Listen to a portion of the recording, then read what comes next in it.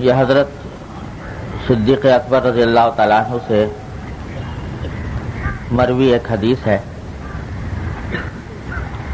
کہ حضور اقدس نبی کریم صلی اللہ علیہ وسلم نے ارشاد فرمایا کہ ما اصر من استغفر وان عاد فی اليوم 70 مرہ،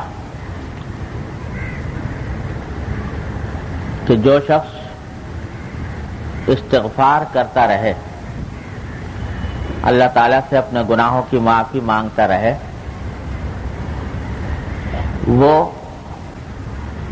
چاہے دن میں 70 مرتبہ اس نے گناہ کیا ہو، لیکن وہ ان لوگوں میں شمار نہیں ہوگا جن کو گناہ پر اصرار کرنے والا کہا جائے۔ تفصیل اس کی یہ ہے کہ ایک جگہ قرآن کریم میں اللہ جل جلالہ نے ارشاد فرمایا ہے اپنے نیک بندوں کا ذکر کرتے ہوئے، اپنے ان بندوں کا جو اللہ تبارک و تعالیٰ کے ہاں مقبول ہیں، ان کا ذکر کرتے ہوئے فرمایا والذین اذا فعلوا فاحشۃ او ظلموا انفسهم ذکروا اللہ فاستغفروا لذنوبهم ولم يصروا على ما فعلوا وهم يعلمون، کہ یہ وہ لوگ ہیں کہ اگر کبھی ان سے کوئی بے حیائی کا کام ہو جائے یا یہ اپنی جانوں پر کوئی ظلم کر بیٹھیں، یعنی کسی گناہ کا ارتکاب کر بیٹھیں، تو جب اللہ کو یاد کرتے ہیں تو اللہ کو یاد کر کے یہ اللہ تبارک و تعالی سے اپنے گناہوں کی معافی مانگتے ہیں، اور جو کچھ انہوں نے کیا یعنی جو گناہ ان سے سرزد ہوا اس پر اصرار نہیں کرتے، جان بوجھ کر اس گناہ کے اوپر اصرار نہیں کرتے، بلکہ اللہ تبارک و تعالی سے معافی مانگتے ہیں۔ تو اس آیت کریمہ میں اللہ تبارک و تعالی نے بندے کی توبہ قبول ہونے کے لیے گویا یہ ایک شرط کے طور پر بات ذکر فرمائی کہ گناہ کرنے کے بعد اس گناہ پر اصرار نہ ہو۔ اگر گناہ پر اصرار ہو تو پھر توبہ کارآمد نہیں، لیکن اگر گناہ پر اصرار نہیں ہے تو پھر اللہ تعالیٰ سے جب توبہ مانگیں گے تو اللہ تبارک و تعالیٰ قبول فرمائیں گے، گناہوں کو معاف فرما دیں گے۔ یہ تو آیت کریمہ کا ترجمہ ہے۔ اسی آیت کے حوالے سے اس حدیث میں رسول اللہ صلی اللہ علیہ وسلم نے یہ ارشاد فرمایا کہ جو شخص استغفار کرتا رہے مسلسل وہ اصرار کرنے والوں میں شمار نہیں ہوگا، چاہے دن میں 70 مرتبہ گناہ کیا ہو، لیکن وہ اصرار کرنے والوں میں شمار نہیں ہوگا، کیونکہ استغفار کر رہا ہے، اپنے اس فعل پر نادم ہے اور اللہ تبارک و تعالی سے مغفرت طلب کر رہا ہے، تو اس کو اصرار کرنے والوں میں شمار نہیں کیا جائے گا، پھر بھی اللہ تبارک و تعالی اس کی توبہ قبول فرما لے گا۔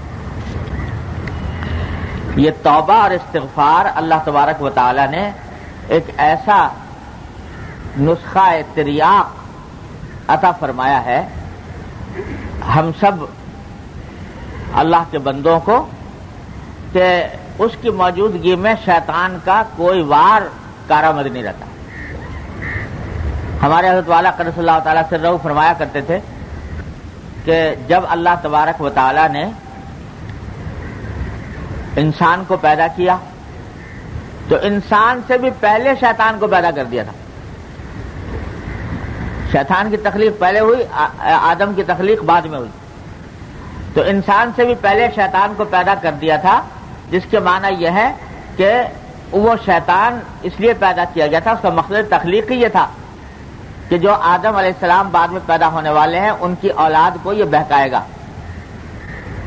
گویا گناہ کے سبب کو اللہ تعالی نے پہلے سے پیدا کر دیا اور انسان بعد میں پیدا ہوا، تو گویا اس جب انسان کو بھیجا اس دنیا میں تو ساتھ میں شیطان کو لگا کر بھیجا۔ اب یہ شیطان کیا تھا؟ یہ ایک زہر جو ہلاک کرنے والا انسان کو، تو اللہ جل جلالہ کی حکمت سے یہ بات بعید تھی، حکمت سے بھی اور رحمت سے بھی یہ بات بعید تھی کہ اللہ تعالیٰ زہر پیدا فرمائے اور اس کا تریاق پیدا نہ کرے، اس کا توڑ پیدا نہ فرمائے۔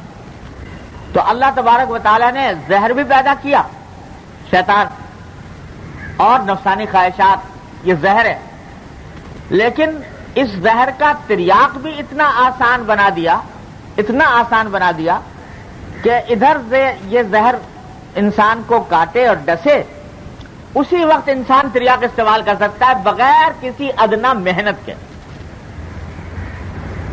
گناہ ہوا اور گناہ کے فوراً بعد طبیعت میں ندامت ہوئی، اور ندامت کے بعد اس نے کہہ دیا استغفر اللہ ربی من کل ذنب واتوب الیہ، بڑے سے بڑے گناہ کا تریاق ہو گیا، زہر کا تریاق ہو گیا۔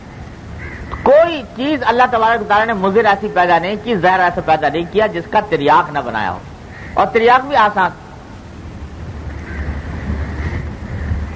میں ایک مرتبہ ایک سفر میں تھا جنوبی افریقہ کے، تو جنوبی افریقہ کا مشہور شہر ہے کیپ ٹاؤن، تو وہاں سے کیپ ٹاؤن کے شہر سے باہر نکل کر ایک مرتبہ ہم جا رہے تھے ساحل سمندر کی طرف، اور وہاں پہاڑی علاقہ ہے، تو ایک پہاڑ کے اوپر سڑک پر جا رہے تھے، تو جاتے جاتے دیکھا کہ بڑا اچھا منظر ہے، بڑا خوبصورت، اور کچھ شاید نماز بھی پڑھنی تھی، تو ہم نے گاڑی کہا کہ ذرا روکیں اور تھوڑا سا اس منظر سے بھی لطف اندوز ہوں، کچھ نماز بھی پڑھے۔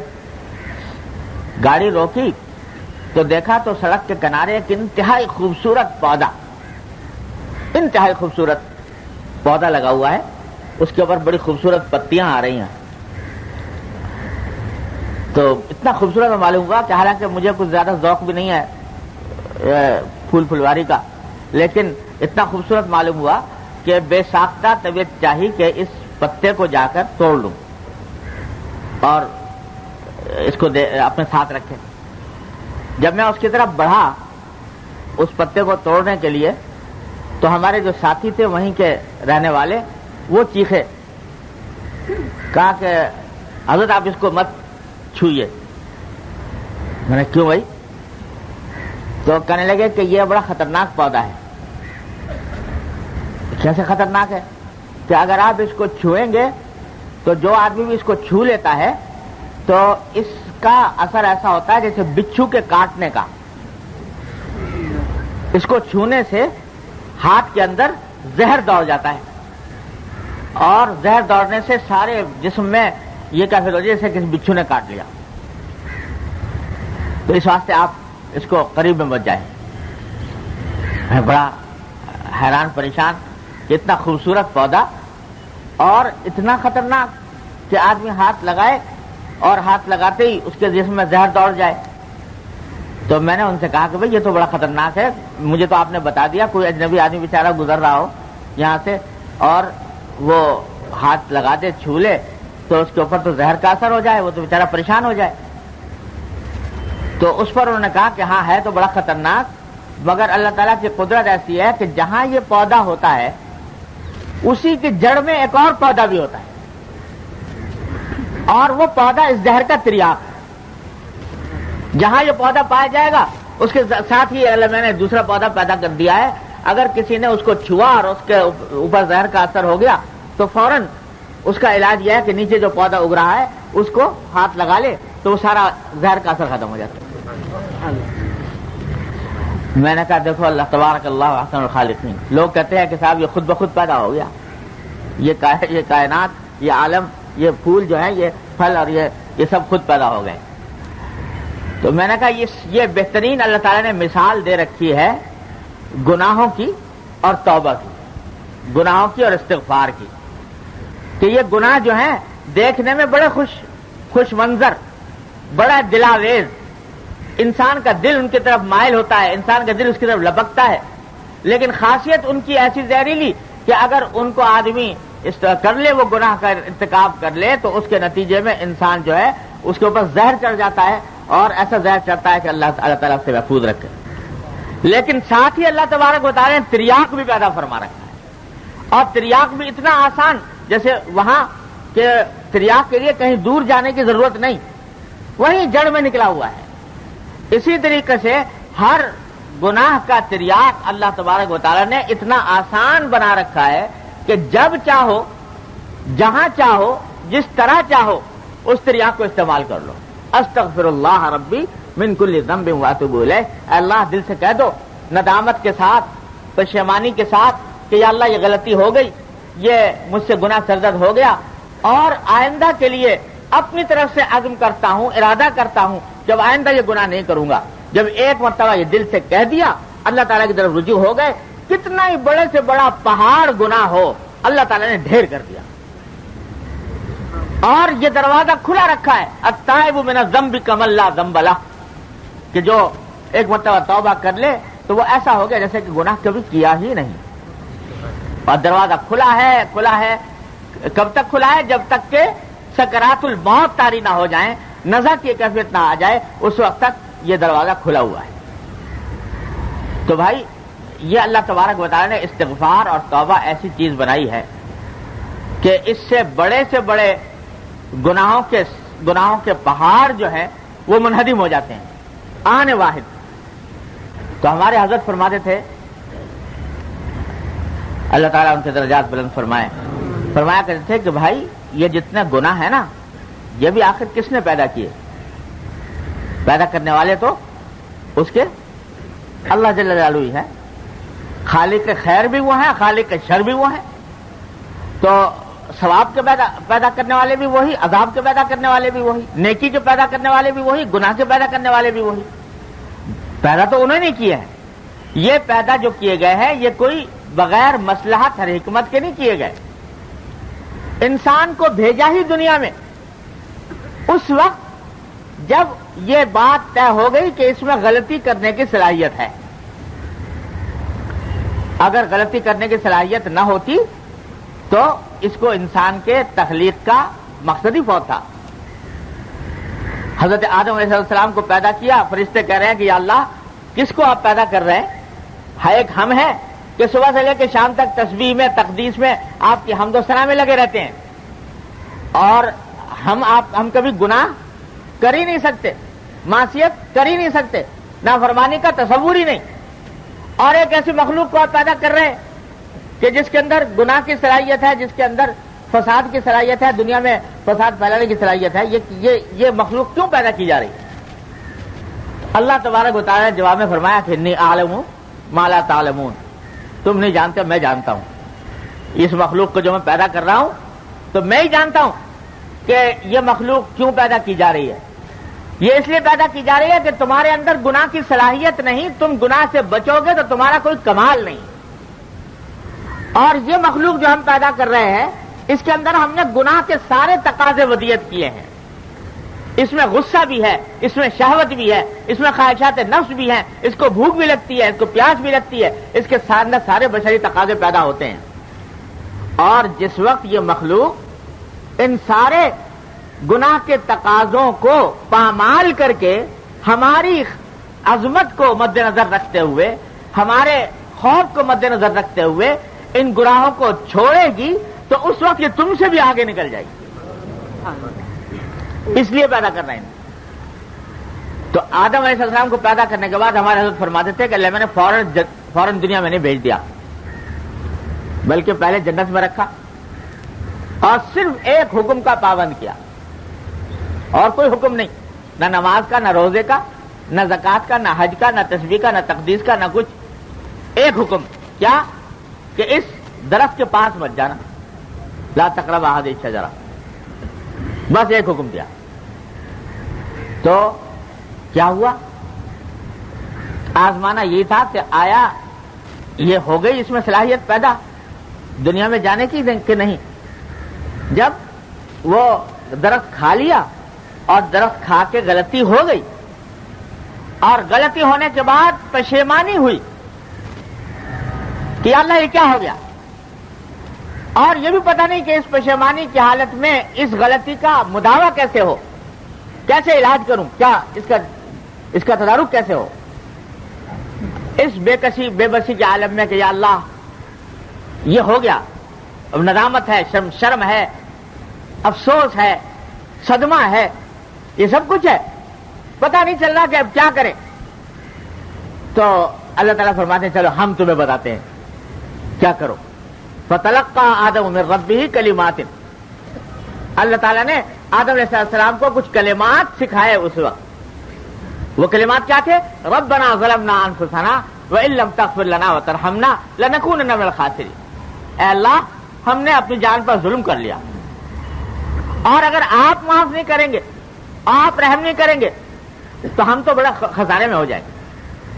یہ استغفار کے یہ کلمات اللہ تبارک و تعالیٰ نے سکھائے آدم علیہ السلام.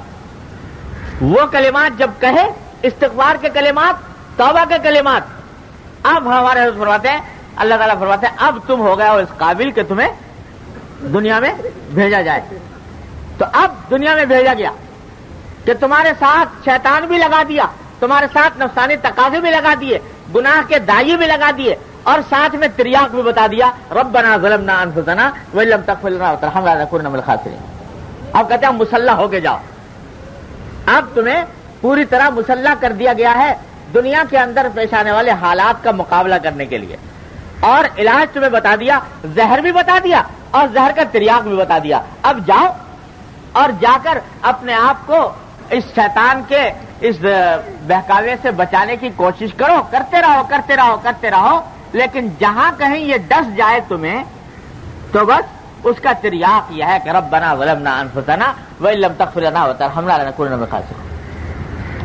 اور جوں ندامت بڑھتی جائے گی اور آدمی اللہ تعالیٰ کی طرف رجوع کرتا جائے گا، استغفار کرتا جائے گا، اتنا ہی اللہ تبارک و تعالیٰ کا انشاءاللہ قرب بڑھے، اتنا ہی اللہ تبارک و تعالیٰ کے قرب میں اضافہ ہوگا.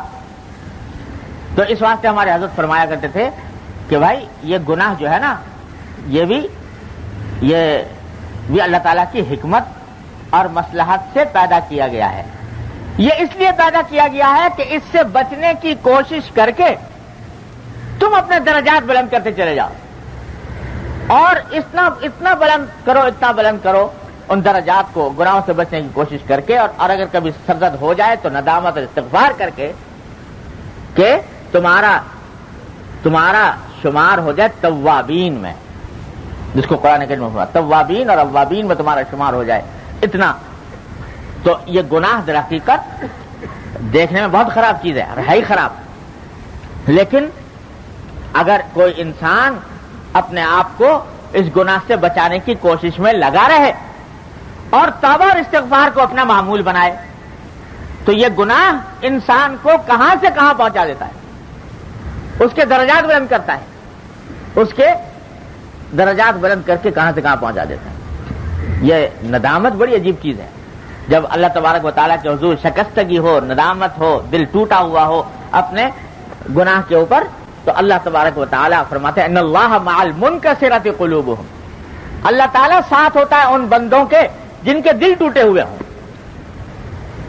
دل کیسے ٹوٹے کہ اللہ غلطی ہو گئی، گناہ ہو گیا، معاف فرما دیجئے، یہ ٹوٹے ہوئے دلوں کے ساتھ ہوتا ہے اللہ تبارک و تعالیٰ. تو یہ استغفار اور توبہ بڑا عظیم ہتھیار ہے جو اللہ تبارک و تعالیٰ نے بخشا ہے، جس کو بھی فرمایا انہ کان للاوابین غفورا. اللہ تبارک و تعالیٰ ان لوگوں کے لیے بڑی مغفرت کرنے والے ہیں جو بار بار ان کی طرف رجوع کرتے ہیں، بار بار ان کی طرف رجوع کر کے گناہوں کی معافی مانگتے ہیں. ان کے لیے اللہ تعالیٰ بڑے غفور و رحیم. اللہ ہمارے حضرت بابا صاحب، حضرت بابا نجم حسن صاحب قدس اللہ تعالیٰ سے رہو، اللہ تعالیٰ ان کے درجات بلند فرمائے. تو عجیب بزرگ تھے. ایک دن میں ان کے پاس بیٹھا ہوا تھا تو ایک نوجوان آدمی آ گیا، کوئی نوجوان تھا بالکل، اور پہلی بار شاید آیا تھا، کسی اور مقصد سے آیا ہوگا. اب یہ اللہ کے بندے جو ہوتے ہیں یہ اس فکر میں رہتے ہیں کہ جو بھی کوئی شخص آئے تو اس کے کان میں کوئی ایک بات ڈال دی جائے، چاہے مختصر سی ہو، اور وہ بات ڈال دیں تو کبھی نہ کبھی بزرگوں کے طرف سے ڈالی ہوئی بات جو ہے وہ کبھی نہ کبھی اثر انداز ہو جاتی ہے. اور بعض اوقات انسان کی زندگی کی کایا پلٹ دیتی ہے. اور اللہ تعالیٰ ہی دل میں ڈالتے ہیں ان بزرگوں کے کہ بھائی اس وقت اس آدمی سے کیا بات کہنی چاہیے, اور وہی سبب بن جاتا ہے بعض اوقات انسان کی زندگی کے انقلاب کا. تو وہ نوجوان آیا, تو جب وہ جانے لگا اس نے کہا کچھ دعا کی درخواست کی کہ حضرت کچھ دعا فرما دیجیے. تو اس کا ہاتھ پکڑ کے جواب دے کے فرمانے لگے کہ میاں ایک بات بتاتا ہوں, وہ یہ کہ رات کو بیٹھ کے ہاں یہ فرمایا کہ لوگ سمجھتے ہیں دین بڑا مشکل کام ہے, دین پر عمل کرنا بڑا مشکل کام ہے. ارے کچھ بھی مشکل نہیں. اور ایک نسخہ بتاتا ہوں تمہیں کہ رات کو بیٹھ کے تھوڑی دیر توبہ کر لیا کرو. رات کو بیٹھ کے تھوڑی دیر توبہ کر لیا کرو, یعنی سارے دن جو کچھ غلطیاں ہوئیں, گناہ ہوئے, ان سے اللہ تبارک و تعالیٰ کے حضور توبہ مانگ لیا کرو. بس ایک جملہ اس کے کان میں ڈال دیا. اب غور سے دیکھو تو یہ جملہ ایک ایسا نوجوان آدمی جس کو ابھی تک دین کی کوئی فکر پیدا نہیں ہوئی, غفلت میں ہے, اس کو کوئی آدمی دوسرا آدمی کہے کہ بھائی پہلے تو نماز سکھاتے اس کو, یا اس کو کچھ قرآن سکھاتے, کوئی اور فرائض و واجبات کی تعلیم کرتے. لیکن یہ بزرگ جو ہوتے ہیں یہ جانتے ہیں کہ کس آدمی کو کس طرح قابو کرنا چاہیے. ایک دم سے اگر اس کو بتا دیں کوئی لمبی چوڑی بات کہ 5 وقت کی نماز پڑھا کر مسجد میں آیا کر, تو یہ بات جو ہے وہ اس کے اوپر اثر انداز نہ ہو اور وہ اس کو مشکل سمجھ کے بیٹھ رہے.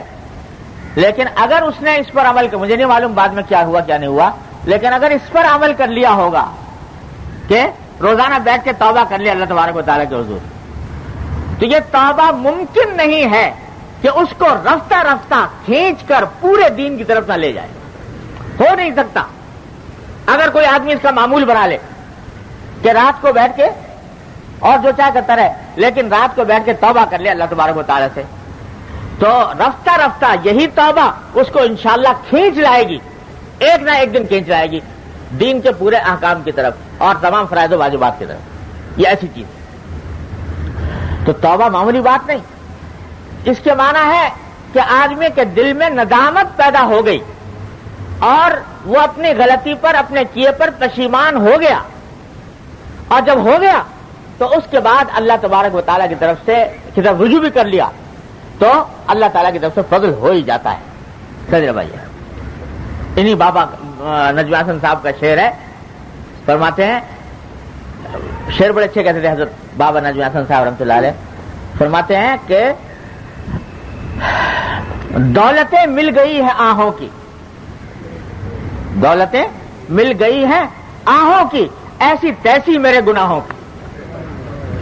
یعنی اللہ تبارک و تعالیٰ نے مجھے یہ آہوں کی دولت عطا فرما دی کہ دل میں آہ اٹھ رہی ہے, اللہ تبارک و تعالیٰ کے سامنے ندامت اور شمشاری پیدا ہو رہی ہے اور آہیں پیدا ہو رہی ہیں, اللہ تبارک و تعالیٰ کے سامنے کے حضور اس طرف رجوع کرنے کی توفیق ہو رہی ہے. تو اب گناہ کہاں ٹھہر سکتے ہیں ان آہوں کے مقابلے میں, ایسی تیسی میرے گناہوں کی. اب یہ گناہ کوئی نقصان نہیں پہنچا سکتے, اس واسطے کہ جب اللہ تعالیٰ کے حضور آہ کے ساتھ, آہوزاری کے ساتھ انسان متوجہ ہو گیا استغفار اور توبہ کی طرف, تو کوئی گناہ اس کے آگے ٹک نہیں سکتا, ٹھہر نہیں سکتا انشاءاللہ. تو یہ ہے در حقیقت کہ استغفار اور توبہ کا مقام. اب دیکھو یوں تو توبہ کے 3 شرطیں بیان کی جاتی ہیں. توبہ اس وقت تک کامل نہیں جب تک کہ 3 کام آدمی نہ کرے. سب سے پہلا کام اپنے کیے پر ندامت, شرمندگی, کہ جو میں نے کیا اس پر میں شرمندہ ہوں. پہلا عنصر توبہ کا یہ ہے. دوسرا فوراً اس کام کو چھوڑ دینا کہ جو کیا وہ تو ہو گیا, اب چھوڑ دیا. تیسرا اس بات کا عزم, پکا ارادہ کہ اب آئندہ نہیں کروں گا. یہ 3 کام جب مل جاتے ہیں تو توبہ کامل ہوتی ہے. ندامت, اس کام کا فوراً چھوڑ دینا, اور آئندہ کے لیے عزم کر لینا کہ آئندہ میں یہ کام دوبارہ نہیں کروں گا.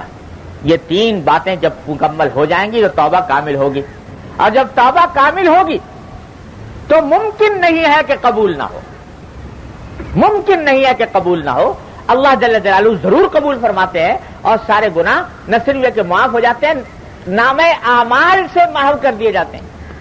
یہ بھی سمجھ لو، یہ بھی نہیں ہے کہ صرف معاف ہو گئے، اللہ میں نے معاف کر دیا، لکھے ہوئے تو ہیں تمہارے نامہ اعمال میں، لیکن یہ کہ چلو ہم تمہیں اس کا سزا نہیں دیں گے، عذاب نہیں دیں گے، نہیں نہیں، اللہ تعالیٰ کی رحمت فرماتی ہے کہ ہم نے تمہارے نامہ اعمال سے محو کر دیے۔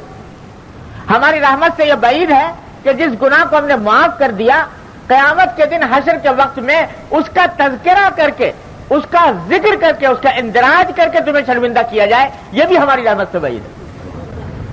تو اس واسطے صرف اتنا ہی نہیں کہ معافی ہو گئی، نامہ اعمال سے مٹا دیا گیا، اب کوئی اس کا نشان باقی رہا ہی نہیں، اس گناہ کا اتنا مٹا دیا اس کو۔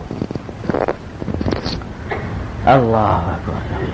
بلکہ میں نے ایک حدیث اپنے شیخ حضرت مولانا مسیح اللہ خان صاحب صلی اللہ تعالیٰ عنہ سے سنی، میں نے کسی کتاب میں نہیں دیکھی، شیخ سے سنی، کہ فرمایا کہ جب کوئی بندہ، اللہ تعالیٰ نے دو فرشتے مقرر کر رکھے ہے نا، ایک نیکی لکھنے والا دائیں طرف اور ایک بدی لکھنے والا بائیں طرف، اور ہمارے حضرت فرماتے تھے کہ ان دونوں میں جو دایاں والا فرشتہ ہے نیکی لکھنے والا، اس کو اللہ تعالیٰ نے امیر بنایا ہے اس فرشتے کا جو بدی لکھنے والا ہے بائیں طرف، کیونکہ اللہ تعالیٰ کا حکم ہے کہ جب بھی کوئی کام اجتماعی ہو، ایک سے زیادہ آدمی مل کے کام کریں تو کسی نہ کسی کو امیر بنا لینا چاہیے۔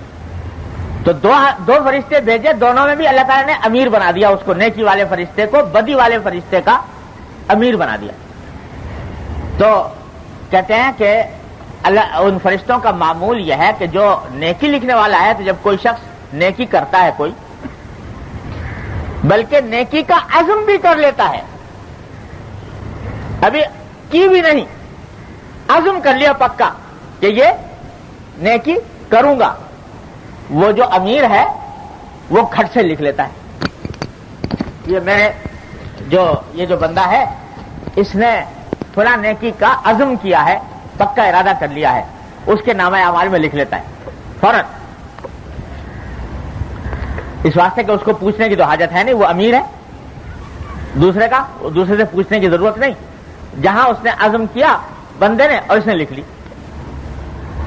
اور بدی والا فرشتہ جو ہے وہ چونکہ مامور ہے اور اس کا امیر موجود ہے، تو جب کوئی بندہ کوئی غلط کام کرتا ہے، گناہ کرتا ہے، تو وہ بدی والا فرشتہ اپنے امیر سے یعنی نیکی والے فرشتے سے پوچھتا ہے کہ لکھ لوں، یہ اس نے کر لیا، یہ گڑبڑ، یہ لکھ لوں؟ تو وہ جو فرشتہ ہے وہ کہتا ہے کہ نہیں، ابھی مت لکھو، ہو سکتا ہے کہ یہ توبہ کر لے۔ تو توبہ اگر کر لی اس نے تو اس کے بعد یہ لکھا ہوا مٹانا پڑے گا، تو ابھی بہتر ہے کہ انتظار کر لو، شاید یہ توبہ کر لے۔ اگر توبہ کر لے، استغفار کر لے، تو پھر لکھنے کی ضرورت ہی نہیں۔ پھر کہتے ہیں اس نے پھر دوبارہ کر لیا وہی کام، تو پھر پوچھتا ہے کہ بھئی یہ پھر مٹا دیا۔ یہ ہے جو اللہ تعالیٰ فرماتے ہیں ما یفعل اللہ بعذابکم ان شکرتم وآمنتم، ارے اللہ میاں کیا کریں گے تمہیں عذاب دے کر اگر تم ان کے شکر کرتے رہو اور ان پر ایمان لاتے رہو، ایمان کے تقاضوں پر عمل کرتے رہو۔ اللہ تعالیٰ یہ الفاظ استعمال کر رہے ہیں، ما یفعل اللہ بعذابکم، اللہ تعالیٰ تمہیں عذاب دے کر کیا کریں گے اگر تم شکر گزار بنے رہو اور ایمان کا معاملہ، ایمان کے تقاضوں پر عمل کرتے رہو۔ ہم تو اتنا تمہیں ڈھیل دیتے ہیں، اتنی تمہیں مہلتیں دیتے ہیں، اتنا تمہارا خیال کرتے ہیں کہ تمہاری بدیوں کو لکھواتے بھی نہیں، اور لکھی بھی گئی ہوں تو ایک مرتبہ استغفر اللہ کہنے سے مٹا دیتے ہیں تمہاری بدیوں کو۔ تو یہ اللہ تعالیٰ کا معمول ہے۔ تو اس لیے جب یہ تین تقاضے پورے ہو گئے، ندامت ہو گئی، چھوڑ دیا، آئندہ کے لیے عزم کر لیا، تو توبہ ہو گئی کامل، اب مٹا دیا گیا گناہ، نام اعمال سے مٹا دیا گیا۔ اب قیامت کے دن بھی دکھایا نہیں جائے گا کہ تو نے فلاں وقت میں یہ کام کیا تھا، قیامت کے دن بھی نہیں دکھایا جائے گا۔ اللہ مٹا دیا. لیکن یہ 3 تقاضے ضروری ہیں. تو بابا ہی کی بات یاد آ گئی. حضرت بابا نجم حسن صاحب رحمۃ اللہ علیہ کہ اللہ تعالیٰ ان کے درجات بلند فرمائے. ہم نے کتابوں میں پڑھا ہوا تھا کہ توبہ جو ہے یہ تینوں تقاضے جب تک پورے نہ ہوں اس وقت تک توبہ جو ہے وہ کامل نہیں ہوتی. تو میں نے ایک دن حضرت بابا صاحب سے عرض کیا کہ حضرت یہ ہے تو معاملہ بڑا رحمت کا کہ 3 یہ توبہ جب آدمی کر لے تو معاف ہو جاتی ہے، لیکن توبہ کامل ہوئی کہ نہیں ہوئی اس میں شبہ رہتا ہے. اس واسطے کہ چلو ندامت بھی ہے، اس وقت چھوڑ بھی دیا، لیکن یہ تیسرا جو معاملہ ہے کہ پکا عزم کرو کہ آئندہ نہیں کرو گے، تو اس میں شبہ رہتا ہے کہ پتہ نہیں پکا عزم ہوا کہ نہیں ہوا، پکا ارادہ ہوا چھوڑنے کا یہ نہیں ہوا. اور جب اس میں شبہ رہا اگر عزم مکمل نہ ہوا تو توبہ کامل نہ ہوئی، توبہ کامل نہ ہوئی تو گناہ جوں کا توں رہا. اس واسطے یہ خطرہ لگا رہتا ہے ہر وقت کہ اگر عزم کامل نہ ہو تو توبہ کامل نہیں ہوگی. تو اس کا کیا علاج ہو، عزم کامل کرنے کا کیا طریقہ؟ تو اس پر حضرت نے فرمایا، اور یہی باتیں ہیں بزرگوں سے، جو بزرگوں سے ایسے ہی عقدے کھلتے ہیں بزرگوں کی باتوں سے جو کتابوں میں درج نہیں ہوتے، بزرگوں کے سے حاصل ہوتے. انہوں نے فرمایا کہ ارے بھائی تم کس چکر میں پڑ گئے. عزم کے معنی ہے ارادہ کر لینے، اپنی طرف سے آدمی ارادہ کر لے پکا کہ نہیں کروں گا. اگر دل میں ساتھ ساتھ یہ اندیشہ آ رہا ہو کہ پتہ نہیں میں اس ارادے پر قائم رہ سکوں یا نہ رہ سکوں آئندہ، ابھی کر تو رہا ہوں لیکن آئندہ اس پر قائم رہ سکوں گا یا نہیں رہ سکوں گا، کہیں ایسا نہ ہو کہ پھسل جاؤں آئندہ، یہ اندیشہ اگر دل میں آ رہا ہو تو یہ اندیشہ عزم کے منافی نہیں، یہ اندیشہ عزم کے منافی نہیں. اپنی طرف سے ارادہ پکا کر لو کہ نہیں کروں گا، لیکن ساتھ میں اگر یہ اندیشہ لگا ہوا ہے کہ پتہ نہیں یہ میں قائم رہ سکوں نہ رہ سکوں، تو اس اندیشے کے باوجود عزم درست، توبہ کامل. اور جب توبہ کامل ہے تو اس کے بعد اللہ تعالیٰ کی رحمت سے امید رکھو کہ انشاءاللہ قبول ہے. یہ ہے وہ مضمون جو اس حدیث میں بیان کیا جا رہا ہے کہ جو استغفار کر رہا ہے، اور استغفار کے معنی یہ ہے کہ ترک بھی کیے ہوئے ہے، ندامت میں بھی ہے، اور آئندہ کے لیے عزم بھی اپنی طرف سے کر رہا ہے، اگرچہ ساتھ ساتھ دل میں اندیشہ لگا ہوا ہو تو اس صورت میں بھی توبہ اللہ تعالیٰ قبول فرما لیتے ہیں. محض اندیشے کی وجہ سے مت گھبراؤ. تو حقیقت یہ ہے کہ حضرت بابا صاحب تعالیٰ کہ جب سے یہ بات ارشاد فرمائی تو بڑی تسلی ہوئی اور الحمدللہ بڑا اطمینان ہوا کہ چلو یہ جو ساتھ ساتھ جو اندیشہ لگا رہتا ہے اس کی گوئی اپنی طرف سے البتہ عزم پکا کر لے، اپنی طرف سے ارادہ پکا کر لے. تو اصل توبہ تو یہ ہے بھائی، لیکن اس کے ساتھ ساتھ اس حدیث سے جو بات نکلتی ہے اور اسی کو امام غزالی رحمۃ اللہ نے احیاء العلوم میں بیان فرمایا،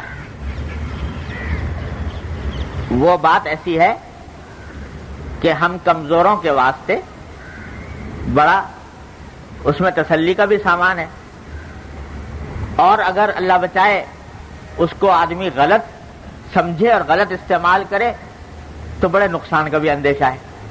اس واسطے نازک بات ہے، ذرا اچھی طرح سمجھ کے سمجھنی چاہیے. وہ یہ ہے کہ بعض گناہ تو ایسے ہوتے ہیں جن کے بارے میں آدمی یہ تینوں کام کر گزرتا ہے اپنی طرف سے، نادم بھی ہو گیا اور چھوڑ بھی دیا، آئندہ کے لیے عزم بھی کر نہیں کروں گا، الحمدللہ توبہ کامل ہوگی. بعض گناہ ایسے ہوتے ہیں جن کے بارے میں پتہ ہے کہ میں ابھی تک اس کا پکا عزم کرنے پر بھی قادر نہیں، پکا عزم کرنے پر بھی قادر نہیں، یہ بھی میں یعنی بالکل آنکھوں سے دیکھ رہا ہوں کہ نادم تو ہوں لیکن اس کو چھوڑا ہوا بھی ہے، لیکن پکا پتہ ہے کہ میں اس میں دوبارہ مبتلا ہوں گا یا مبتلا ہو رہا ہوں اور مجھے اس سے فی الحال مفر نظر نہیں آ رہا اس گناہ سے، وہاں کیا کرے آدمی؟ کیا ایسا آدمی مایوس ہو جائے کہ اس کے لیے کوئی راستہ نہیں؟ حضرت امام غزالی رحمۃ اللہ فرماتے ہیں کہ نہیں، مایوسی وہاں بھی نہیں، مایوسی وہاں بھی نہیں، اور اس کے لیے راستہ یہ ہے کہ اپنے اس فعل پر نادم تو رہے، اور نادم ہونے کے ساتھ ساتھ کوشش کرتا رہے اس کو چھوڑنے کی، جلد از جلد چھوڑنے کی کوشش میں لگا رہے، ندامت نہ چھوڑے، کوشش نہ چھوڑے، اور استغفار نہ چھوڑے، استغفار بھی کرتا رہے، یا اللہ یہ ہو رہا ہے مجھ سے، جانتا ہوں کہ گناہ ہے، جانتا ہوں کہ آپ کے حکم کے خلاف ہے، جانتا ہوں کہ عذاب کا سبب ہے، لیکن یا اللہ میں قادر نہیں ہو پا رہا اس کے چھوڑنے کے اوپر، اے اللہ آپ سے استغفار کرتا ہوں، مغفرت طلب کرتا ہوں، اور آپ ہی سے مدد مانگتا ہوں کہ یا اللہ یہ مجھ سے چھڑوا دی۔ یہ کرتا رہے گا، یہ کرتا رہے گا تو انشاءاللہ ثم انشاءاللہ ایک دن چھوٹ ہی جائے گا۔ اب دیکھو جیسے بہت سے لوگ ہیں کہ جو کسی حرام آمدنی میں مبتلا ہے، مثلا ملازمت بینک کی ہے فرض کرو، سودی ادارے کی، اور سودی ادارے کا تعاون کرنے کے گناہ میں ہے، اب توبہ کرنے بیٹھتے ہیں تو پتہ ہے کہ توبہ تو کر رہا ہوں، لیکن استغفار کر رہا ہوں، لیکن ابھی تک ملازمت ہے اور وہ گناہ مجھ سے چھوٹا نہیں اور نہ چھوڑنے پر فی الحال قادر ہوں، تو کیا ایسا آدمی بالکل ہی مایوس ہو جائے؟ امام غزالی فرماتے ہیں کہ نہیں، مایوس نہ ہو، گناہ کو گناہ سمجھتے رہو، یا اللہ ہے یہ گناہ، یہ ملازمت ہے ناجائز اور گناہ کا کام، میں اس پر نادم بھی ہوں، شرمسار بھی ہوں، اور اس کو چھوڑنا بھی چاہتا ہوں، لیکن یا اللہ چھوٹ نہیں رہی، استغفار کرتا ہوں آپ کی بارگاہ میں، استغفر اللہ ربی من کل ذنب، اور ساتھ میں آپ سے دعا کا طلبگار ہوں کہ یا اللہ مجھ سے چھڑوا دیجیے، اور کوشش میں لگ جائے کوئی دوسری ملازمت تلاش کرنے کی۔ اسی لیے ہمارے بزرگوں نے یہ نہیں فرمایا کہ فوراً چھوڑ دے، فرمایا پہلے کوئی دوسری ملازمت تلاش کرے، جائز حلال دوسرا روزگار، البتہ تلاش اس طرح کرے جیسے بے روزگار آدمی تلاش کرتا ہے، یہ نہیں کہ اپنا آرام سے گھر میں بیٹھا ہے کہ جب کوئی نظر آئے گی تو اس وقت دیکھ لوں گا، نہیں، اس طرح تلاش کرے جیسے ایک بے روزگار آدمی تلاش کرتا ہے، تلاش کرتا رہے اور ساتھ میں استغفار کرتا رہے اور اس گناہ کو گناہ سمجھتا رہے، اس کے بعد جب اللہ تعالیٰ موقع عطا فرمائے تو چھوڑ دے۔ تو یہ امام غزالی رحمۃ اللہ فرماتے ہیں کہ یہ اس کے بارے میں بھی امید ہے اللہ تعالیٰ کی رحمت سے کہ انشاءاللہ اس کے لیے راستہ نکل جائے گا، لیکن یہ کام تین نہ چھوڑے، ندامت، استغفار اور کوشش اس سے بچنے کی، یہ تین کام نہ چھوڑے تو انشاءاللہ کبھی نہ کبھی نکل جائے گا۔ بلکہ ہمارے حضرت تو یوں فرمایا کرتے تھے، ہمارے حضرت ڈاکٹر صاحب قدس اللہ تعالیٰ سے اللہ تعالیٰ ان کے درجات بلند فرمائے، یعنی بھائی جو ایسے کسی گناہ میں مبتلا ہو تو اللہ میاں سے دل کھول کے باتیں کر لیا کرے، اور کیا کرے کہ یا اللہ اس میں مبتلا ہوں، چھوڑنا چاہتا ہوں، کوشش کر رہا ہوں، لیکن ابھی تک ہمت نہیں پیدا ہوئی اور ابھی تک اس میں کامیابی نہیں ہو رہی، یا اللہ یا تو ایسی ہمت پیدا فرما دیجئے کہ میں چھوڑ دوں، یا پھر مجھ سے مواخذہ نہ فرمائیے، یا پھر مجھ سے مواخذہ نہ فرمائیے، مجھے بس عذاب نہ دیجیے اس کے اوپر، دونوں میں سے ایک کام کر دیجیے۔ کہنے عاطف میں اللہ میں سے کھل کے کیوں نہیں کہتے؟ کھل کے بات کرو کہ یا اللہ یہ ہے اور اس کے اندر مجھے ان دونوں میں سے کوئی ایک راستہ پیدا کر دیجیے۔ جو اللہ تبارک و تعالیٰ سے اس طرح رجوع کرے گا چھوڑ دیں گے اللہ تعالیٰ اس کو، مایوس کریں گے اس کو، بے یار و مددگار چھوڑیں گے، کبھی نہیں ہو سکتا کہ اللہ تبارک و تعالیٰ اس کو چھوڑ دے بے یار و مددگار۔ اللہ تبارک و تعالیٰ یا تو چھڑوائیں گے یا انشاءاللہ وہاں پر مغفرت کا معاملہ فرمائیں گے۔ یہ ہے حدیث کا مفہوم کہ ما اصر من استغفر، جو شخص استغفار کرتا ہو وہ اصرار کرنے والوں میں شمار نہیں۔ وَإِنْ عَادَ فِي الْيَوْمِ 70 مرہ، اگرچہ ایک دن میں 70 مرتبہ وہ گناہ کر رہا ہو، لیکن ساتھ میں استغفار بھی کرتا جا رہا ہے اور اللہ تعالیٰ سے مانگتا بھی جا رہا ہے, کوشش میں بھی لگا ہوا ہے, تو انشاءاللہ اللہ تعالیٰ اس کو محروم نہیں فرمائیں گے. یہ ہے مفہوم حدیث کا. اللہ تعالیٰ اپنی رحمت سے ہمیں سب کو اس کی توفیق عطا فرمائے. لا الہ الا اللہ.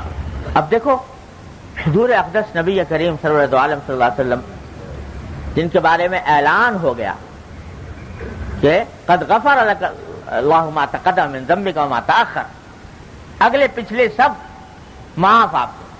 اول تو گناہ سرزد ہو نہیں سکتا, اگر کوئی بھول چوک ہو تو وہ بھی معاف, اگلی پچھلی سب معاف, قرآن نے اعلان کر دیا. لیکن فرماتے ہیں رسول اللہ صلی اللہ علیہ وسلم انی لاستغفر اللہ 70 مرۃ,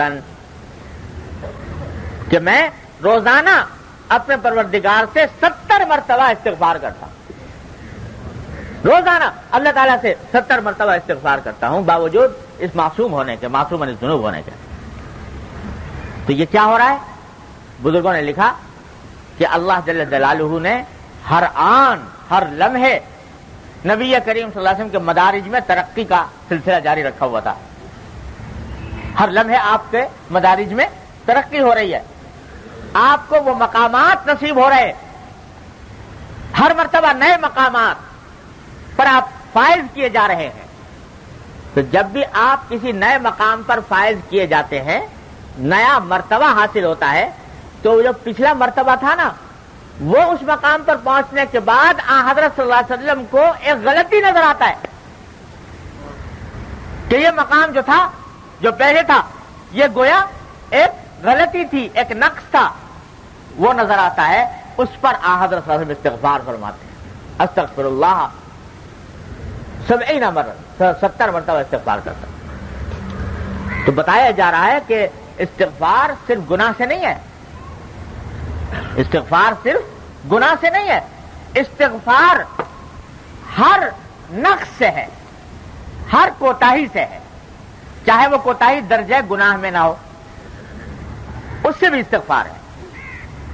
اور اسی وجہ سے کیا فرمایا گیا, حدیث میں آتا ہے کہ جب نبی کریم سرور عالم صلی اللہ علیہ وسلم جب نماز سے فارغ ہوتے,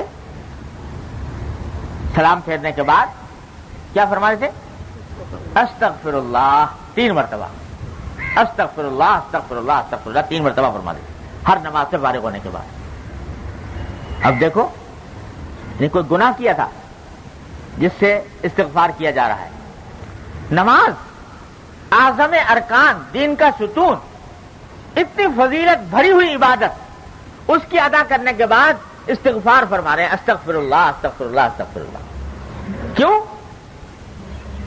اس لیے کہ یا اللہ نماز تو پڑھ لی, لیکن جیسا آپ کی عبادت کا حق تھا اس کا 1,00,000واں حصہ بھی ادا نہیں ہو پایا. جو آپ کی عبادت کا حق تھا, جیسی نماز پڑھنی چاہیے تھی, جیسی آپ کی عبادت کرنی چاہیے تھی, وہ ادا نہیں ہو پائی. تو چاہے کہ بھائی یہ جو نماز پڑھتے ہو اس کو ناقدری مت کیا کرو. یہ جو لوگ کہتے ہیں کہ صاحب ٹکریں مار دی ہم نے اور ہم اٹھک بیٹھک کر رہے ہیں, ہمارے حضرت اس کو بڑا ناپسند کرتے تھے کہ یہ الفاظ استعمال کرنا یہ نماز کی توہین ہے. ارے اللہ کی اس توفیق کا شکر ادا کرو کہ اس نے اپنی بارگاہ میں آنے کا موقع عطا فرمایا. کتنے ہیں جو اس نعمت سے محروم ہیں, کتنے ہیں جو اس نعمت سے محروم ہیں. پہلے اس کا شکر ادا کرو کہ اس نے یہ توفیق عطا فرمائی اپنے بارگاہ میں آنے کی, اور یہ اللہ تعالیٰ کا کرم ہے کہ اس نے آنے کی توفیق دے دی. اور جو کچھ اس کوتاہی ہوئی ہے اپنی, تو اس کوتاہی پر استغفار کرو. یا اللہ جیسی نماز پڑھنی چاہیے تھی نہیں پڑھی گئی, استغفر اللہ, اللہ میں استغفار کرتا ہوں. تو جب یہ 2 کام کر لیے, اللہ کی توفیق پر شکر اور اپنی کوتاہی پر استغفار, تو انشاءاللہ نماز مقبول ہے, نماز مقبول ہے, اس میں شک نہ کرو, اللہ کے یہاں انشاءاللہ مقبول ہے. حضرت حاجی صاحب رحمۃ اللہ علیہ کا مقولہ حضرت حکیم الامت قدس اللہ تعالیٰ سرہ نے نقل فرمایا, بڑی تسلی کا مقولہ, ہمارے آپ کے لیے بڑی تسلی کا سامان. فرمایا کہ جب اللہ تبارک و تعالیٰ ایک عبادت کرنے کے بعد دوبارہ اس عبادت کی توفیق عطا فرما دیں تو سمجھ لو کہ پہلی عبادت قبول ہو گئی. کیوں؟ اس واسطے کہ اگر قبول نہ ہوتی تو دوسری مرتبہ حاضری کا موقع نہ دیا جاتا، دوسری مرتبہ حاضری کی توفیق نہ ہوتی۔ ارے ایک آدمی آ کے گستاخی کر گیا تمہارے گھر میں اور تمہیں تکلیف پہنچا گیا، تو دوبارہ اس کو آنے نہیں دو گے اپنے گھر میں۔ تو اس واسطے اگر وہ پہلی عبادت قبول نہ ہوتی تو دوسری مرتبہ اللہ تعالیٰ کی بارگاہ میں آنے کا موقع ہی نہ دیتے۔ جب موقع دے دیا سمجھو کہ انشاءاللہ پہلے قبول ہو۔ تو اللہ تبارک و تعالیٰ کی بارگاہ میں قبول۔ یہ جو ہمارے آپ کے دلوں میں یہ خیالات پیدا ہوتے رہتے ہیں کہ بھئی ہماری نماز کیا اور ہمارے روزے کیا اور ہماری ٹکریں کیا۔ ارے بھائی ہمارے حضرت فرماتے ہیں ہر وقت اپنا مراقبہ کیوں کرتے ہو؟ اپنا ہی کیوں دیکھتے رہتے ہو کہ میں نے کیسے کیا، میں نے کیسے کیا، میں نے کیسے کیا؟ ارے اللہ کو دیکھو، اللہ تعالیٰ کو دیکھو کہ انہوں نے تمہیں توفیق دی اس یہاں پر آنے کی، اور جو کوتاہی ہوئی ہے اس پر استغفار کرو اللہ تبارک و تعالیٰ سے، بس اللہ اللہ خیر صلی اللہ، بات ختم ہوگی۔ ایک صاحب ایک مرتبہ آئے حضرت کی خدمت میں، آ کر عرض کرنے لگے کہ حضرت بس کیا بتائیں سجدہ ہمارا کیا اور نماز کیا؟ سجدہ جب کرتے ہیں تو کیا سجدہ ہمارا؟ اس واسطے کہ اس میں گندگیاں بھری ہوئی دماغ میں، فاسد خیالات، شہوانی، نفسانی، خدا جانے کیسے کیسے خیالات، تو ایسا کیا سجدہ جو اللہ کے سامنے پیش کریں؟ تو اس کا ہر وقت مجھے فکر رہتی ہے کہ یہ سجدہ کسی لائق نہیں۔ تو ہمارے تو فرمان ہے کہ ہاں بھائی بات تو تم ٹھیک کہہ رہے ہو، سجدہ جو ہے جس میں جب اس میں شہوانی خیالات اور نفسانی خیالات، یہ تو بڑا گندا سجدہ ہے، یہ تو اللہ کے بارگاہ میں پیش کرنے کے لائق نہیں۔ تو ایسا کرو یہ گندا سجدہ مجھے کرو، یہ گندا سجدہ جس میں شہوانی خیالات نفسانی خیالات آ رہے ہیں اور فاسد خیالات آ رہے ہیں، یہ اللہ میاں کو مت کرو، یہ مجھے کرو۔ اس نے کہا حضرت یہ کیسے ہو سکتا ہے؟ اس نے کہا بھائی کیوں نہیں، جب گندا ہے تو گندا سجدہ تو اللہ میاں کے لائق نہیں، مجھے کرو۔ تو کہتے حضرت یہ تو کہا اگر یہ نہیں ہو سکتا تو پتہ چل گیا کہ یہ سجدہ، یہ پیشانی سوائے ایک بارگاہ کے کہیں اور ٹک نہیں سکتی، یہ سجدہ اسی کے لیے۔ اور اس سجدے کی ناقدری کر کے یہ کہو کہ یہ ٹکر ہے اور یہ بیکار سجدہ ہے، فاسد سجدہ ہے، یہ سجدہ بڑی نعمت ہے، یہ بڑی نعمت ہے۔ یہ جو پیشانی ٹیکنے کی توفیق ہو رہی ہے اس نعمت پر اللہ تعالیٰ کا شکر ادا کر، اور یہ جو خیالات فاسد آ رہے تو اس کے لیے کرو استغفار اللہ تعالیٰ سے، یا اللہ آپ سے معافی مانگتے ہیں، استغفار کرتے ہیں۔ تو اس وجہ سے نماز کے ختم پر فرمایا گیا کہ استغفر اللہ استغفر اللہ استغفر اللہ، 3 مرتبہ فرما دیتے رسول اللہ صلی اللہ علیہ وسلم۔ یہ تلقین فرمائی گئی، سنت ہے یہ نماز کے بعد، ہر ایک آدمی کیا کرو نماز کے، ہر نماز ختم ہونے کے بعد استغفر اللہ استغفر اللہ استغفر اللہ، اور یہ سوچ کے کرو، استغفر اللہ کرو یہ سوچ کر کہ جو کچھ نماز میں کوتاہیاں ہوئی ہے، اور اپنی طرف سے تو کوتاہیاں ہی کوتاہیاں ہیں، عطا تو ان کی طرف سے ہے، توفیق ان کی طرف سے ہے، اپنی طرف سے تو کوتاہیاں ہی کوتاہیاں ہیں، ان کوتاہیوں پر میں استغفار کر رہا ہوں، اللہ تعالیٰ سے معافی مانگ رہا ہوں، یہ سوچ کے کرو استغفار۔ انشاءاللہ فرماتے ہیں کہ انشاءاللہ وہ جب استغفار قبول ہوگا تو نماز بھی قبول ہوگی، اور نماز کی جو فضائل ہیں انشاءاللہ وہ سارے حاصل ہوں گے اللہ نے چاہا۔ ہمارے فرماتے ہیں کہ 2 کام کرو، ایک الحمدللہ، ایک استغفر اللہ۔ الحمدللہ کہو اس پر کہ اللہ آپ نے توفیق دے دی نماز، اور استغفر اللہ کہو ان کوتاہیوں پر جو ہم سے سرزد ہوئی اس نماز کے اندر، انشاءاللہ قبول ہے اللہ تبارک و تعالیٰ کے ہاں۔ تو ایک تو یہاں استغفار کرنے کا حکم قرآن شریف میں فرمایا، نیک بندوں کا ذکر کرتے ہوئے فرمایا کہ رات کو یہ نیک بندے اللہ کی بارگاہ میں کھڑے ہو کر عبادت کرتے ہیں، کانوا قلیلا من اللیل ما یہجعون، رات کو بہت کم سوتے ہیں، یعنی ساری رات عبادت کر رہے ہیں اللہ تعالیٰ کی، اللہ تعالیٰ سے عرض و نیاز کر رہے ہیں، عبادت میں مشغول ہیں، لیکن وبالاسحار هم یستغفرون، اور جب سحری کا وقت ہوتا ہے تو اس پر استغفار کرتے ہیں۔ حضرت عائشہ صدیقہ رضی اللہ تعالیٰ نے پوچھا حضرت صلی اللہ علیہ وسلم سے کہ یا رسول اللہ یہ استغفار کیسا ہے؟ ساری رات تو عبادت کرتے رہے، صبح کو استغفار، تو آیا وہ گناہوں سے استغفار کرتے ہیں؟ تو حضرت صلی اللہ علیہ وسلم نے جواب میں فرمایا کہ نہیں، گناہوں سے نہیں، اپنی اس عبادت سے استغفار کرتے ہیں. جو رات کے وقت میں عبادت کی اس سے استغفار کرتے ہیں، یعنی اس عبادت میں جو نقص رہا، جو کوتاہی رہی، جو حق ادا نہ ہو سکا، اس سے استغفار کرتے ہیں. وَبِالْأَسْحَارِ هُمْ يَسْتَغْفِرُونَ کہ مَا عَبَدْنَاكَ حَقَّ عِبَادَتِكَ، اے اللہ آپ کی عبادت کا حق تو ہم سے ادا نہ ہو. کون کہہ رہا ہے؟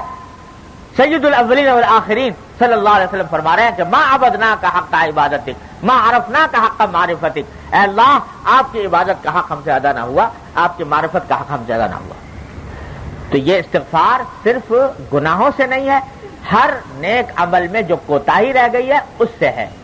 جب بھی کسی اپنی کوتاہی کا احساس ہو، خیال آئے، استغفار، چاہے وہ کوتاہی بدرجہ گناہ نہ پہنچتی ہو، گناہ کے درجے میں نہ پہنچتی ہو، تب بھی اس کے اوپر استغفار کرو اور کرتے رہو. تو اس لیے یہ استغفار جو ہے یہ بڑا عجیب نسخہ ہے ترقی درجات کا. اور دیکھو اس میں راز یہ ہے، جو اصل بات ہے وہ یہ کہ اللہ جل جلالہ یہ چاہتے ہیں کہ بندہ، معلوم ہے کہ اس سے کوتاہی تو ہوگی، بندے سے پیدا ہی خود کیا اور اس کے کوتاہی کے اسباب بھی خود ہی پیدا فرمائے، لہذا اللہ جل جلالہ جانتے ہیں کہ کوتاہی تو ہوگی اس سے، لیکن چاہتے یہ ہیں کہ بس اتنا چاہتے ہیں کہ یہ بندہ کوتاہی کو کوتاہی سمجھے اور اس کوتاہی پر ندامت کا اظہار کرے ہمارے آگے. یہ کام اگر کر لے گا تو انشاءاللہ یا تو کوتاہی سے آگے بچ جائے گا اور یا پھر اللہ تعالیٰ معاف فرمائیں گے انشاءاللہ. خراب چیز جو ہے، جو اللہ جل جلالہ جس سے بچائے، اللہ تعالیٰ ہم سب کو بچائے، وہ ہے گناہ کو گناہ نہ سمجھنا اور گناہ کے اوپر شرمندگی نہ ہونا، گناہ کے اوپر سینہ زوری کرنا اور اس کی تعویلیں نکالنا، اس کو صحیح قرار دینے کے لیے دلائل پیش کرنا اور بحثیں کرنا. اور یہ وہ فتنہ ہے جس میں آج کے دور میں لوگ مبتلا ہیں، اور خاص طور سے وہ لوگ جو جدید مغربی تعلیم پائے ہوئے ہیں، ان کے اندر یہ روگ سب سے زیادہ ہے کہ گناہ کو گناہ سمجھتے نہیں. اگر کہو کہ گناہ ہے تو بحث کرنے کو تیار، تعویلیں کرنے کو تیار. ارے صاحب اس زمانے میں کیا الگ ہو کے بیٹھ جائیں، دنیا سے کٹ کے بیٹھ جائیں؟ ارے بھائی یہ کہاں لکھا ہے، یہ قرآن میں کہاں لکھا ہے؟ یہ جو مولوی کہہ رہے ہیں کہ ناجائز ہے، یہ قرآن میں کہاں لکھا ہوا؟ میں نکال کے قرآن میں کہاں لکھا ہوا؟ ہر وقت اس قسم کے دلائل اور اس قسم کے عذر پیش کرنے کی فکر رہتی ہے. اور کیسے گناہ ہو سکتا ہے، کیسے ناجائز ہو سکتا ہے یہ کام؟ یہ بڑی خطرناک بات ہے، اللہ بچائے. کیوں؟ اس واسطے کہ جب بیمار اپنی بیماری کو سمجھے ہی نہیں کہ میں بیمار ہوں، اس کے صحت کی کوئی امید نہیں کی جاتی. جو آدمی بیماری کو بیماری سمجھے کہ ہے میں بیمار، تو کبھی نہ کبھی ڈاکٹر کی طرف چلا جائے گا، کبھی نہ کبھی دوا استعمال کر لے گا، کبھی نہ کبھی شفا پا جائے گا. لیکن جو شخص بیماری کو بیماری ہی نہ سمجھے اور یہ ثابت کرنے کی فکر کرے کہ یہ تو صحت کا ایک حصہ ہے، اس کی صحت کی امید نہیں کی جا سکتی. اس واسطے جو آج کل کا سب سے بڑا فتنہ ہے، اس سے محفوظ رہنے کی ضرورت ہے. اللہ تعالی ہم سب کی حفاظت فرمائے کہ گناہوں، جن چیزوں کو گناہ قرار دیا ہے شریعت نے، اس کے بارے میں یہ بحث مباحثہ اور اس کو صحیح قرار دینے کی کوشش، اس کے اوپر اصرار، یہ ہے اصرار. لیکن جو استغفار کر رہا ہے وہ اصرار نہیں کر رہا، اس واسطے کہ وہ اس کو صحیح نہیں سمجھ رہا، برا سمجھ رہا ہے، غلط سمجھ رہا ہے، اس کے اوپر ندامت رکھتا ہے. تو اللہ تعالیٰ فرماتے ہیں کہ چلو انشاءاللہ اس کو نکال دیں گے، اس عذاب سے نکال دیں گے انشاءاللہ تعالی. تو جو سبق ملا حدیث سے وہ یہ کہ بھائی آدمی کوشش میں تو لگا رہے مسلسل کہ کوئی گناہ سرزد نہ ہو، حتی الامکان پوری کوشش کرے. اور اللہ تعالیٰ نے کسی بھی ایسے عمل کو گناہ قرار نہیں دیا جس سے بچنا انسان کے اختیار میں نہ ہو. انسان کے اختیار میں اللہ تعالیٰ سب جانتے ہیں اس میں طاقت ہے بچنے کی، تو اس واسطے اس کا حکم دیا ہے کہ بچو اس سے. اگر طاقت میں نہ ہوتا بچنے کا حکم نہ دیتے. اس واسطے طاقت میں ہے. جب طاقت میں ہے تو اختیار کو استعمال کرو, ہمت کو کام میں لاؤ اور گناہ سے بچو.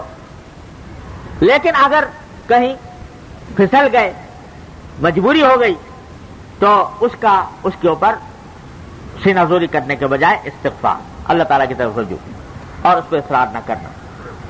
یہی حدیث کا پیغام ہے. اللہ تبارک و تعالیٰ اپنی رحمت سے, اپنے فضل و کرم سے ہم سب کو اس کی توفیق عطا فرمائے. ہے وقت ابھی کچھ نہیں, 5 منٹ وقت. چلیے پھر انشاءاللہ اللہ تبارک و تعالیٰ عمل کی توفیق عطا فرمائے. اللهم صل علی سیدنا مولانا محمد وعلی آل محمد كما صليت على ابراهيم وعلى ال ابراهيم انك حميد مجيد. ربنا ظلمنا انفسنا وان لم تغفر لنا وترحمنا لنكونن من الخاسرين. ربنا ظلمنا انفسنا وان لم تغفر لنا وترحمنا لنكونن من الخاسرين. ربنا ظلمنا انفسنا وان لم تغفر لنا وترحمنا لنكونن من الخاسرين. ربنا آتنا في الدنيا حسنة وفي الآخرة حسنة وقنا عذاب النار.